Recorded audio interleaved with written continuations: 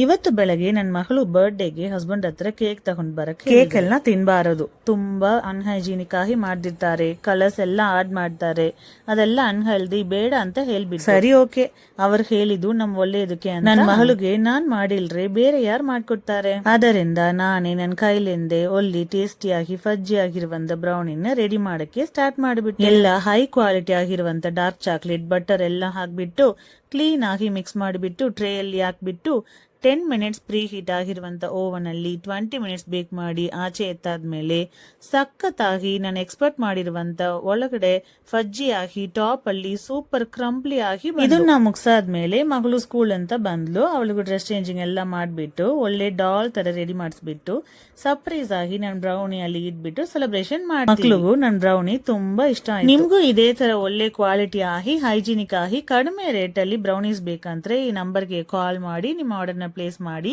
ಮತ್ತೆ ನಮ್ಮ Rawat sex sweet page ನ ಫಾಲೋ ಮಾಡ್ಕೊಳ್ಳಿ.